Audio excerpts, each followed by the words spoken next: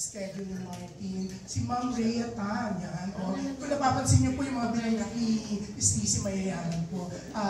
Kabilin-bili na po ni Tita Lolet din kasi huwag kang kalimutan pasalamatan, lalo si Miss Rhea Tan. Exclusive, no?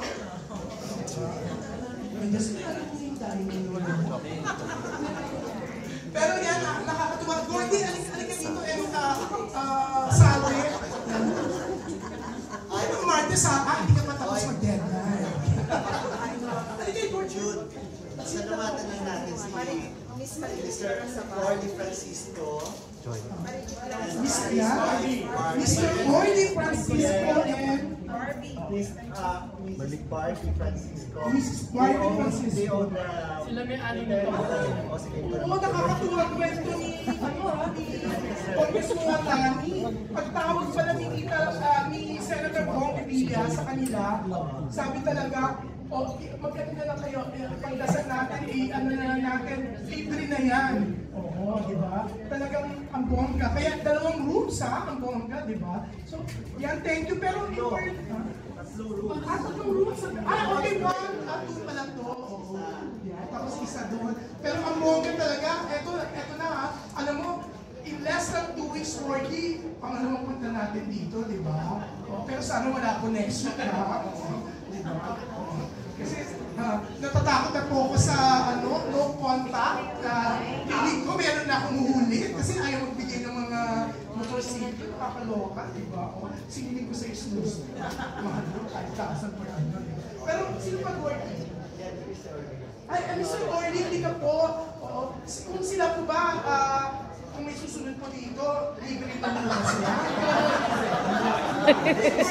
Pinakakuha niya lang kasi si Bernard within 6 months, no? Kailangan ganyan. Alam mo, meron ka dito habang buhay.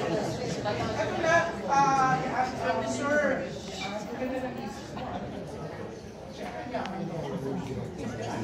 Pero ito, kakilala ko sa, hindi ito, walang joke to kakilala talaga siya ni Tita Loli. Kasi nagsano na sila, nag-negotiate na sila, dapat si LT po ang endorser. Hindi mo dapat si Kim Atienza yung nandun sa billboard.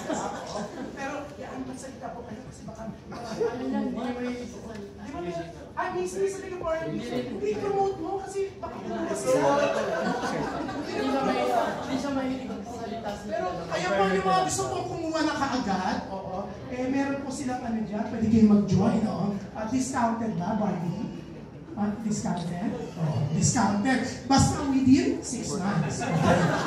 Pero yan, siyempre, si Tita Loli po kasi ayaw niya ng malungkot. Actually, nung Tuesday po na nandun kami, di ba, Salve, tawa siya ng tawa. Talaga kami naloka kasi in-interview po siya ng dating nurse sa FEU Hospital. Dati po, kasi nag-resign na the next day. Naloka sa mga sinagot ni Manay Loli doon sa mga tanong.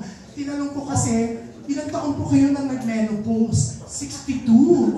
Walang kagatol-gatol. 62 daw siya na mag-menopause. So, naloka yung nurse. Nag-resign the next day. Di ba? Hindi nyo, senior citizen na siya. Pwede pa palang magbuntis. Thank you, Jude. Ay, ito. Thank you. Ayan po. Magdi-dinner na raw. Pero bukas, abangan nyo, bongga ang mga mag-perform. So, yan, 2 big singers po. At abangan natin kung si Jojo Mendez. Good evening.